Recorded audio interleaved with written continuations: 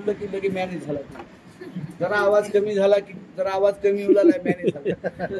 म्हणजे शंका कुशंकानं भरलेला आहे सगळं. त्याच्यामुळं थोडस आमच्या नेतृत्वामध्ये काही थोडस मतभिन्नता होऊ लागली होती. बाबांनी जरा दिंडी वाटेतूनच बंद केल्यामुळे आम्ही जरा नाराज झालो होतो. त्याच्यामुळे तोही विषय जरा सामुपचारानं समजून घेण्याचा प्रयत्न केला. मी स्वतः सांगलीला गेलो, बाबांची भेट घेतली. काल मी पुन्हा राठोड साहेबांची भेट घेतली. मी जरी महाराष्ट्राचा दौरा चालू केलेला नसला, प्रशिक्षणार्थ्यांचं नेतृत्व करतील या गोंधळामध्ये मी गप्प बसलेलो नाही. महाराष्ट्रामध्ये फिरत असताना मी दररोज 4-2 धापास तरी प्रशिक्षणार्थ्यांची भेट घेतल्याशिवाय राहत नाही. म्हणून मला खूप काम करायची तयारी आहे. माझं वय आता 55 चालू आहे. फार झालं तर आणखी मी 15 वर्ष चांगलं पळू शकेल. मग या 15 वर्षाच्या कार्यकाळामध्ये जेवढं मला कुणाला गरजवंताला न्याय मिळवून देता येईल तेवढं. पुन्हा नंतर आराम तर मृत्यूनंतर करायचंच आहे ना. म्हणून मृत्यू ही विश्रांती डोळ्यासमोर ठेवून माझं काम चालू आहे. त्याच्यामुळं आता तुम्ही मला हे सत्कार केला. मी उदगीरच्या मेळाव्यात सांगितलं होतं, सगळ्यांना सांगतोय, सत्कार करण्यासारखं अजून काहीच झालं नाही. आपल्याला न्याय मिळाल्याशिवाय तुम्ही शाल, हार, पेटे, नारळ देऊ नका. पुण्या मंत्र्याला सुद्धा बुके घेऊन भेटायला जाऊ नका असं सांगतोय. आता या पुढील काळामध्ये जेव्हा घुम परडल्या तिकडे जेव्हा घेऊन जायची वेळ तेव्हा फूल, हार, सत्कार आत्ताच नाही. तुम्हाला न्याय मिळाल्यानंतर आपण भव्य दिव्य कार्यक्रम करून आपण सरकारचा आधी सत्कार करू, ज्या सरकारने आपल्याला. म्हणून आपण आपल्या सत्कारामध्ये वेळ न घालता, वेळ फार कमी आहे, तुम्हाला काही सूचना कल्पना न देता तुम्ही मनानं एवढे एकत्र जमला, मला माझी ऊर्जा वाढली. म्हणून आपण आता या पुढील काळामध्ये तालुक्यामध्ये तुमच्या बैठका होऊन प्रशिक्षणार्थ्यापर्यंत बाबांनो आपल्याला आता संघटित झाल्याशिवाय काही खरं नाही. संख्येला सरकार घाबरत, ही गोष्ट काळ्या दगडावरची पांढरी रेघ आहे. म्हणून आता आपल्या सगळ्यांना जरा मरगळ आलेली आहे.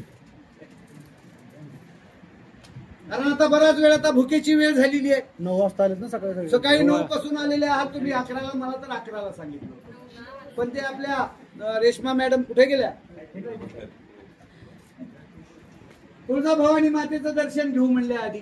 मग तिकडे दर्शनाला जरा थोडासा वेळ लागला, तुमच्यामध्ये यायला वेळ लागला. मी तुळजाभवानी मातेला पण प्रार्थना केली आहे की हे तुळजाभवानी माते, हे तुझ्या लेकराला कायमस्वरूपी रोजगार तात्काळ दे, आणि जे कॉम्पिटेटिव्ह एक्झाम मध्ये तयारी करलेले त्यांनाही जरा बुद्धी दे, आणि आमच्या या तुळजापूर तालुक्यामध्ये सुद्धा बिरदेव निर्माण कर, अशा प्रकारची प्रार्थना मी केली.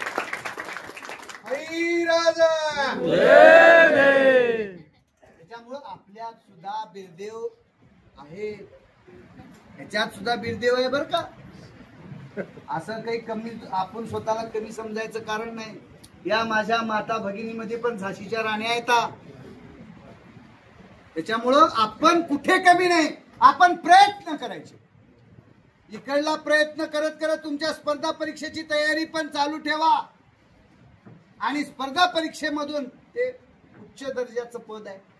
आणि जर काहीच नाही मिळालं, भागते भुतकी लंगोट सही म्हणल्यासारखं ही प्रशिक्षणार्थी. पण हे नुसत्या प्रशिक्षणार्थ्यावर बसू का, ज्यांचे वय आहेत त्यांनी कॉम्पिटेटिव्ह एक्झाम मध्ये जरा लक्ष घाला.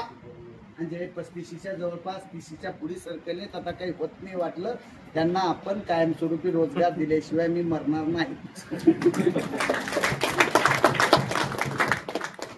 आणि आता शेवटचं एकच सांगतो, तुम्ही मनात तुमच्या वाटत असेल सगळं तुम्ही घंटा 1.5 घंटा बोलला साहेब, पण आता हे केव्हा होईल? वेळ टाइम टेबल सांगता येणार नाही.